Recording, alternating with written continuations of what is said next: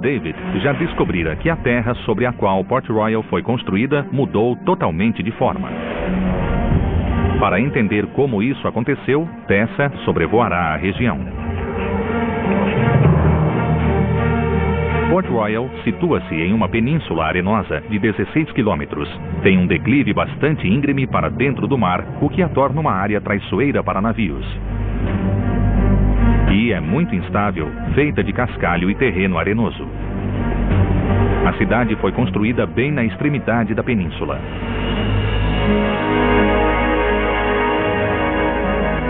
Tudo faz sentido agora que vi daqui de cima, porque a terra que sustenta Port Royal é, na verdade, uma península incrivelmente frágil. Estou perplexa que tenham construído tanto sobre um solo que parece tão precário. Quando a cidade foi construída, a península era muito menor do que é hoje. Então, em 1692, houve um enorme terremoto.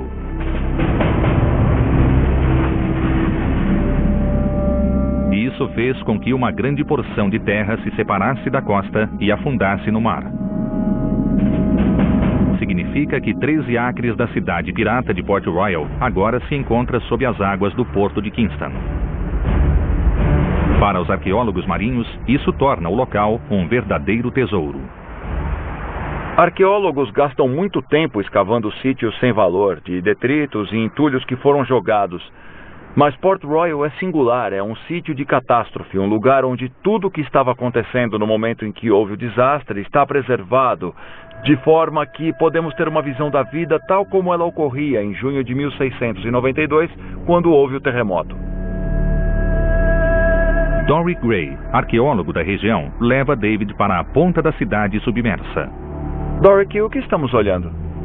O que aconteceu naquele fatídico 7 de junho de 1692 é incrível. Podemos ver neste mapa que estamos bem aqui. E toda essa área, 13 acres, caiu no mar. A areia se liquefez. Areia movediça. E as edificações desabaram verticalmente. Algumas paredes tombaram para dentro e outras para fora, selando os conteúdos do que estava dentro das edificações. Como Port Royal afundou em vez de tombar no mar, Doric tem conseguido mapear as posições exatas das ruas e das construções sob a água. Onde estamos agora?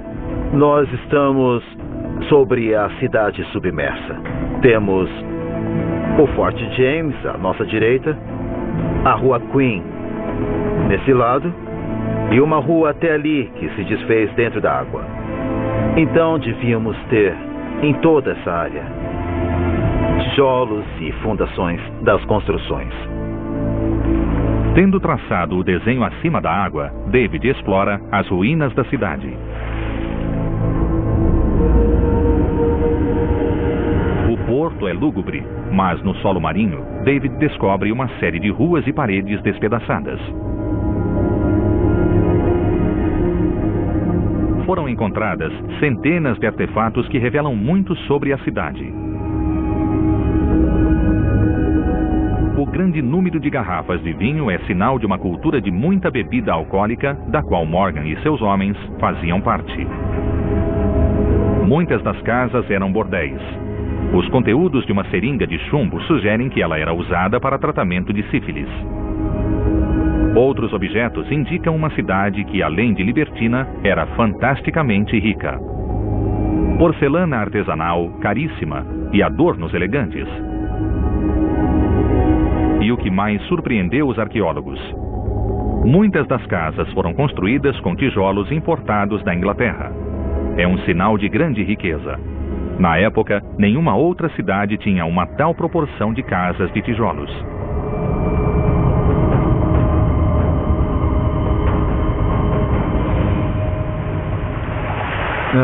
É impressionante. Depois que se ultrapassa a vegetação, temos tijolos. Parecem paredes que tombaram sobre si, como o Doric estava comentando. Algumas das paredes tombaram para dentro e outras para fora. Há muitos tijolos amontoados. Uma cidade inteira desabou sobre si. Rodeado por uma série de fortes, o porto abrigava uma concentração de mais de 2.000 edificações. O estilo era das casas urbanas de Londres, muitas com 3 ou 4 andares. A maioria era de tabernas e lojas, servindo a uma população maior do que a de Nova York ou da Filadélfia na época. A cidade inteira era cercada por um movimentado porto com corvetas de piratas e navios mercantes. Era a maior e mais rica cidade do Novo Mundo.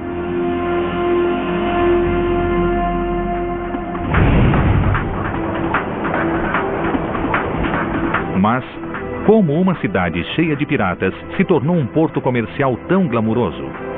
Para descobrir, Tessa dirige-se para a velha capital da Jamaica, Spanish Town. Como todos os documentos oficiais de Port Royal estavam arquivados aqui e não no porto, centenas de papéis importantes sobreviveram ao terremoto e ainda existem. Muitos são inventários ou testamentos que listam as posses de cidadãos. Estudando esses documentos, o historiador James Robertson descobriu por que as pessoas de Port Royal eram tão ricas. Temos aqui o inventário de Joel Clement, que, comparado a alguns outros que têm 2 ou 3 páginas, é bem curto. Acho que ele era barqueiro. Embora o inventário pertença a um trabalhador modesto, suas posses são abundantes. Incluem uma taberna, 24 pratos de liga de estanho, 5 anéis de ouro e lhe deviam o equivalente a quase R$2.000. Qual o papel que os piratas tinham nessa economia de anéis de ouro e pratos de estanho? Bom, era como na Califórnia na corrida do ouro. Quem ganhava o dinheiro não era o mineiro, não era o pirata, mas o dono do bar. E este vivia muito bem. O dinheiro dos piratas ia direto para os canecos e pratos de estanho, porque ele vendia comida e assim fazia fortuna. Os piratas eram famosos pela velocidade e pela estupidez com que gastavam seu dinheiro. Tessa descobriu que foram os piratas cheios de dinheiro que fizeram de Port Royal uma cidade tão rica de tal ostentação. Quando eles retornaram após seus famosos ataques a Porto Belo, trouxeram uma riqueza inimaginável que gastaram com enorme liberalidade nas tabernas, bordéis, artigos luxuosos, bebidas, tudo o que se possa imaginar. É por isso que Port Royal era considerada a cidade mais rica do mundo. Construída com dinheiro de ouro roubado, o sucesso de Port Royal foi efêmero. Em 10 anos, a gloriosa cidade de Henry Morgan não existiria mais. E, como Tessa e David descobriram, isso foi causado não pelo terremoto, mas por algo muito mais sinistro.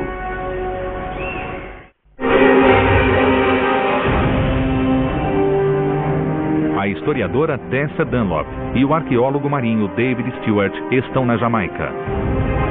Ali, eles descobriram as ruínas de uma cidade que abrigou um bando de piratas implacáveis. Sob a liderança do capitão Henry Morgan, os piratas transformaram Port Royal na cidade mais rica e mais libertina do mundo. Mas os dias de glória de Port Royal não duraram.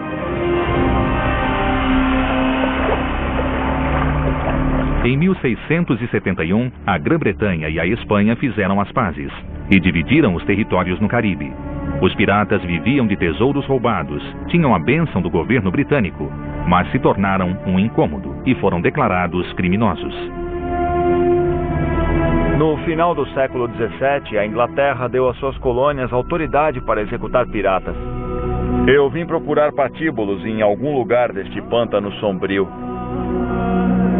Em um local agora tomado pela vegetação do mangue, dezenas de piratas foram executados.